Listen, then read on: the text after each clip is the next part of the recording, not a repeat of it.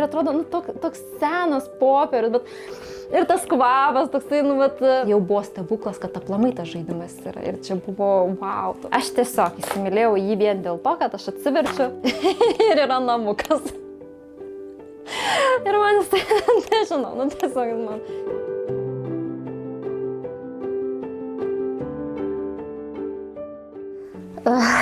Esu Deimantė Juodaitienė.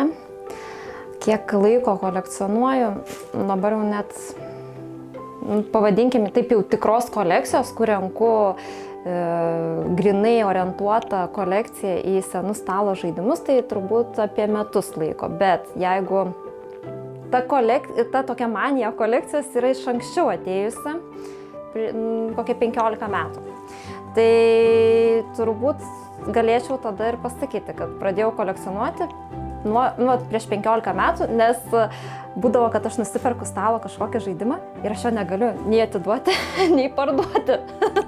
tai turbūt ir būtų tikslinga sakyti, kad jau kolekcionuoju 15 metų, jeigu kalbant apie aplamai stalo žaidimus. Bet jeigu kalbant apie savo kolekciją senų stalo žaidimų, tai turbūt geri metai.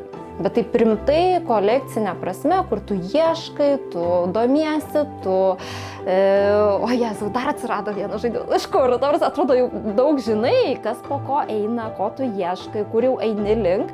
Galima būtų išskirti lietuvių autorių senų stalo žaidimus ir lietuvių kalba išleistus senų stalo žaidimus. Aš labai mėgdavau draugų kompanijas, mėgdavau iš tikrųjų bendrauti, mėgdavau. Man labai būdavo svarbu tie susibūrimai. Pirmieji stalo žaidimai buvo, aš dabar tiksliai nepasakysiu, bet pirmasis, jeigu tai paėmus stalo žaidimas, buvo vakarėlių žaidimas. Tai nežinau, kažkaip atgimė ta idėja užeiti į stalo žaidimų parduotuvę. Ir tas pirmasis turbūt jau rimtesnis stalo žaidimas, tai buvo Karkasonė. Ir tai, aš atsimenu, turbūt aš jį nusipirkau prieš kokį 15 metų, aš atsiverčiau žaidimo taisyklės ir galvoju, o Dieve, nuo ko čia pradėtas taisyklės skaityti? Man buvo kosmos, atrodo, dabar, dabartinių protų, dabartiniais, kai dabar jau tų žaidimų yra daug ir esu tikrai labai daug visokių pražaidus, tai dabar jau atrodytų, o tau čia koks lengvas, bet tuo metu tada atsirado Citadelės. Aš Citadelės turbūt kokį 20 kartų žaidžiau ir būdavo, kad vyras jau nebenori žaisti, sako, viskas, baigiam, o man taip patikdavo tas Citadelės, aš negalėjau. Ir taip atėjo iš tikrųjų tas, kaip jūs sakot, ir geros emocijos, ir azartas apimdavo taip, lygiai taip pat, prasme, norėdavau laimėti. Norėdavau būti pirma ir atrodydavau, jau nedaug trūksta, bet, taip pat. Kai tą kanalą turėjau savo stalo žaidimų, Juodasis Deimantas, kai jau tu esi pažengęs žaidėjas, tu jau supranti, kad tam tikros technikos kartojas. Bet jeigu tu tik atėjai ir tu atsiverti į stalo žaidimų taisyklės, tu nesupranti, kas ten parašyta, tu skaitai ir kur figūrėlės, kokios figūrėlės, ką tu kur tu padėti turi, tau niekas yra neaišku iš tikrųjų. Tai taip gimė mano idėja tam kanalui. Aš norėjau tiesiog, kad kuo daugiau žmonių suprastų tas taisyklės, kuo daugiau žmonių įtraukti. Ir aišku, dar vienas tikslas, kuris buvo truputį savanaudiškesnis. Tai aš norėjau nebeaiškinti 2, 3 ir 4 kartą. Tai čia buvo biškis savanaudiškesnis tikslas. Aš dabar norėjau pažaisti žaidimą, kurį pati tarp kitko aiškinau. 7 Wonders Duel. Įsijungiau savo YouTube kanalą, susiradau savo aiškintą žaidimą. Aš jį perklausiau ir tada jau prisiminiau viską, nes žmogus atmintis nėra beribė, jeigu tai paėmus. Aš niekada savęs nelaikiau kolekcininkė iš tikrųjų, nenorėjau tokia tapti. Aš galvoju, taip susimaščiau kažkada, kad greičiausiai ne aš tapau kolekcininkė. Ta prasme, negalėčiau savęs pristatyti kaip kolekcininkė. Aš manau, kad tie stalo žaidimai mane pasirinko, jeigu tai paėmus, nes jie ateina, net nežinau, tokiais kartais stebuklingais būdais iš tikrųjų į mano gyvenimą. Ir man ateina lengvai jie, iš tikrųjų, man nereikia versti sienų ir ten, nežinau, lipti pro langą, kad aš gaučiau tos stalo žaidimus, jie ateina labai lengvai, iš tikrųjų. Aš pradėjau, tarkim, kolekcionuoti, net nesuprasdama, ką aš kolekcionuoju ir kokios vertės tie stalo žaidimai yra, jeigu tai pradėkit nuo pradžių, ne? Aukso ieškotojai. Šitas stalo žaidimas turbūt buvo vienas pirmasis mano stalo žaidimų. Aš tiesiog pamačiau, kad moteris atiduoda už simbolinę kainą 2 eurus. Tai realiai aš pasiėmiau tą stalo žaidimą ir eigoje aš juos ir pamilau, nes aš kai tiesiog atiduodu išmetimui, ne? Ir aš atsidariau ir man, su kiekvienu tuo stalo žaidimu aš juos įsimylėdavau iš tikrųjų, nes aš rasdavau, kaip pasakyti, ne tik kai kurių žaidimo taisyklės, bet kai kurių būdavo ir aprašymas, kuriuo, irgi pasidalindavau su savo Facebooko draugais, tarkim. Dar gilioje senovėje žmonės žaisdavo įvairius loginius žaidimus. Žaidimai ugdė žmonių mąstyseną, modeliuodami įvairias gyvenimiškas situacijas, gilino patirtį. Ir ta prasme, tos įžangos, kai kurių stalo žaidimų, tiesiog tu negali neįsimylėti jų, ta prasme, ir tie visi detalės, ir ta prasme, tu pradedi žiūrėti. Ir jie tokie, turintis savo aurą, turbūt sakyčiau. Ir kas kartą, kai aš pradarau dėžutę, aš tokia laiminga esu iš tikrųjų, aš juos žiūriu, ir atrodo, toks senas popierius, bet ir tas kvapas, toksai, turbūt ir tie sentimentai man sukyla, nes mano močiutė amžinatilis irgi turėdavo spintą ir jinai panašiai kvepėdavo kaip šitie stalo žaidimai, jeigu tai paėmus. Jie turi tokį saldų, tokį, nežinau kaip čia išsireikšti, tokį, skonį, kvapą tokį, tai man sukelia tam tikrus sentimentus asmeniškai, ta prasme, aš tokia sentimentalė esu ir man tiesiog aš jos, nežinau, negaliu neįsimylėti ir kas kartą, sakau, tos kortelės, jie tokie turi savo, kaip aš sakiau, aurą. Tai jeigu kalbant apie stalo žaidimus, kaip aš perku juos, tai iš tikrųjų kartais gauni, kaip ten sako, katę maiše, ne visą laiką tu žinai, ką tu gauni. Tai kaip ir minėjau apie mano miestą, aš pirkau 4 dėžutės ir iš jų pagaminau 2, bet vėlgi, aš nesu garantuota, kad tikrai tos kortelės tokios jau ten ir turi būti, o paklausti neturiu ko. Tai lygiai taip pat aš gaunu įvairių stalo žaidimų, apiplyšusių, ne visą laiką pilnos komplektacijos, ne visą laiką, ta prasme, vėlgi, džiaugiesi, kad tu gauni tokius, iš tikrųjų, tu negali sau leisti pasirinkti. Aišku, aš labai džiaugiuosi, kai būna bent jau visos detalės. Tai labai mane džiugina tai ir aš tada jau būnu labai laiminga. Jeigu aš gaunu bent jau su visom detalėm, tai jau tada būnu, o Jezu, kaip fainai. Bet jeigu kalbant apie dėžutės, tai jos būna visokios ir papelysios, nes žmonės laiko stalo žaidimus garažuose ir soduose ir kur tik tai nelaiko. Tai aš dar norėjau pasakyti, kad senesniuose stalo žaidimuose šitas verslininkas, tai kartais stalo žaidimų būna, atsidaro, buvo čia toksai irgi grupiai klausė, būtent šito konkretaus stalo žaidimo taisyklės. Sako, aš turiu šitą stalo žaidimą ir nežinau, kur yra taisyklės. Ir nėra taisyklių, taip žiūrėkit, yra lenta, yra kortelių, bet taisyklių nėra. Ir sako, kur čia ieškoti taisyklių? O taisyklės kartais būna ant dėžutės galo. Tai būna tokių kuriozų, kai taisyklės reikia žiūrėti, ne visą laiką būna. Ir jeigu jau ten, tarkim, pyksti, kad jau nėra tavo žaidimo taisyklių, kur ten to žaidimo taisyklės, tai kartais jos būna ir ne tokiu formatu, o būna tiesiog jos būna dėžutėje. Kaip pavyzdžiui, man šitas labai patiko stalo žaidimas. Aš nežinau, kodėl, jisai labai senas yra žaidimas, jisai yra tarybiniai Lietuvoje, ta prasme, kurtas, aš net nežinau, čia darbas, tas net negalėčiau turbūt pasakyti kaip, kokiu būdu, nes labai daug stalo žaidimų yra valstybinė popieriaus ir kartono gaminių įmonė Darbas išleidęs.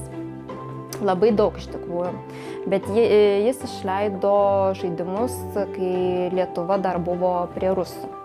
Tai labai daug žaidimų tada yra ir lietuvių kalba, ir rusų kalba. Man jisai labai patiko, aš nežinau, aš tiesiog įsimylėjau jį vien dėl to, kad aš atsiverčiu ir yra namukas. Ir man jisai, nežinau, tiesiog man. Ir vat, toks stebuklas. Ir vėlgi, žaidimo taisyklės. Kur žaidimo taisyklės? O žaidimo taisyklės yra va. Tai čia tokių yra bairių. Dar, aišku, norėjau pasigirti savo saldumynų šalimi. Čia yra labai ieškomas iš tikrųjų šitas žaidimas, o aš jį turiu. tai aš labai džiaugiuosi. Tokie žmogeliukai saldumynų šalies. Lenta tuoj. Pabandysim išimti gražiai, kad... Va, lenta tokia, saldumynų šalies. Ir labai aišku džiugina, kad netgi lentoj yra lietuviškai parašyta. Medaus šaltinis, lietuvių. Tai taip irgi, labai, skaitykit, tarybiniai Lietuvoj prie ruso, o jau vis tiek buvo leidžiama ir nors iš tikrųjų, jeigu taip pasakyti, aišku, su rusišku yra, matot, rusiškai užrašyta, bet vis tiek stengiasi, kad tai lietuvių kalba būtų iš tikrųjų ir patys žaidimai ir pačios taisyklės, kad būtų irgi lietuvių kalba. Tai lygiai taip pat turbūt šitas žaidimas irgi yra apie 79 metus. Nes, kaip ir minėjau anksčiau, yra iš tikrųjų labai sudėtinga, nes informacijos yra mažai. Mes žinom, kad išleido Darbas. Bet kelintais metais ir kaip, ir kodėl, ir kas tiksliai mes šito nežinom. Monopolis jo, čia yra... Monopolis yra 89 metų. Tai čia irgi vienas iš mano, sakau, stalo žaidimai, kurie pasirinko mane. Nes aš taip, nežinau, aš jį užmačiau ir aš dar galvoju, pirkt ar nepirkti. Tiesiog tokia mintis atėjo, kad įsigyti. Ir aišku, aš labai džiaugiausi, kai jį gavau, nes aš kai pamačiau ir kokie tie centukai kokie yra, tai tiesiog jisai mane pakerėjo. Tai ir kokia lenta irgi, kokia.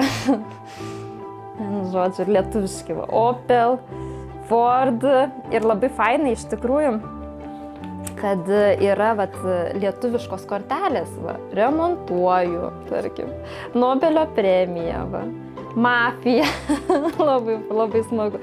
Taisyklės, aišku, yra tokios.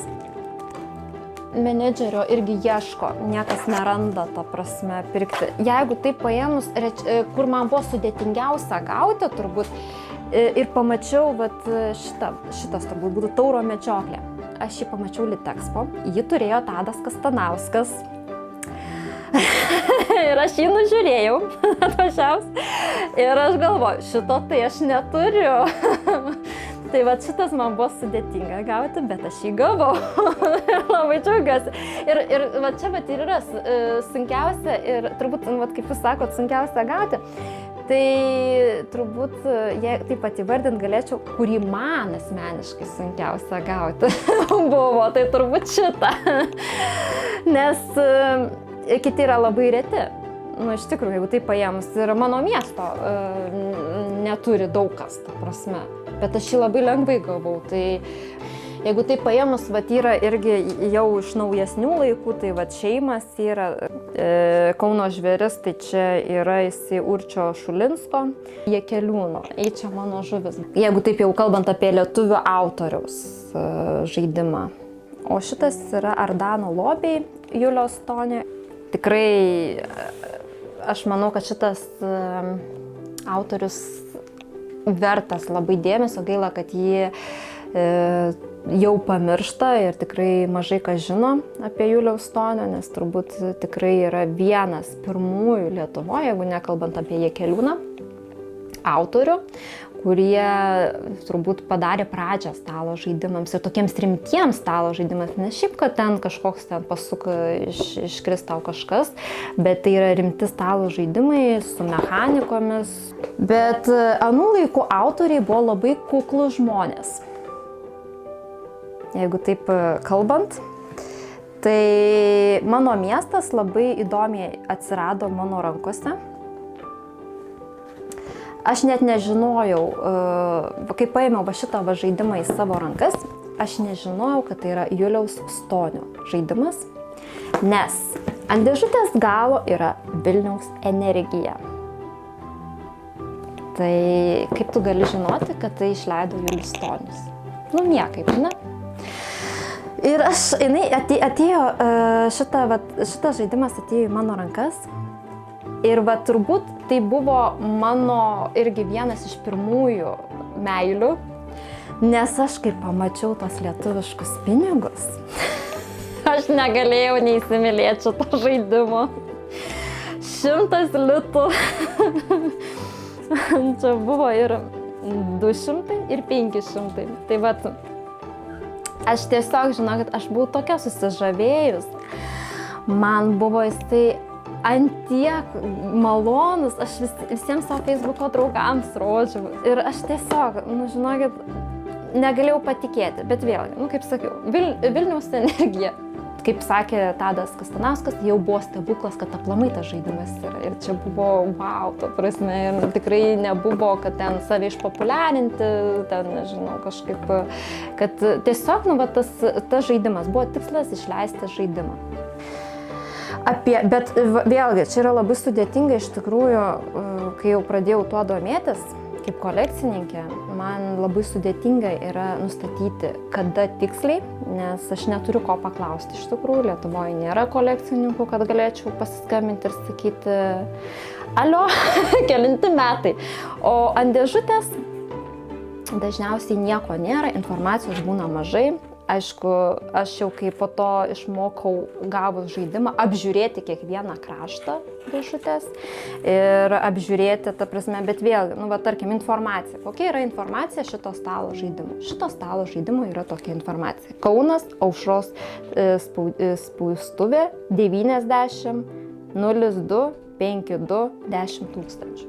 Viskas. Tai yra viskas, ką tu gauni apie stalo žaidimą, visa informacija.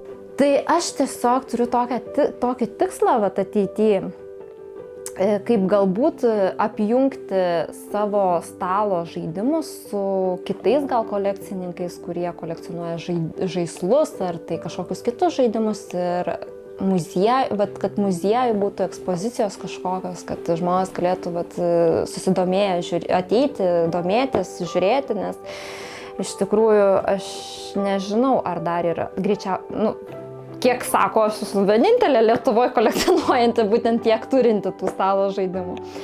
Nežinau, gal dar yra kas nors pasislėpęs. Gal dar nieks nežino apie, tarkim, kažkokį kolekcininką, bet iš tikrųjų mano tikslas ir yra surinkti kuo daugiau, kiek įmanoma visus stalo žaidimus, kad juos nelaikyti ateityje pas save, nes kaip ir nėra jokio tikslo pas save laikyti iš tikrųjų. Man norėtųsi iš tikrųjų matyti juos, kad visi galėtų jais džiaugtis ir juos apžiūrėti.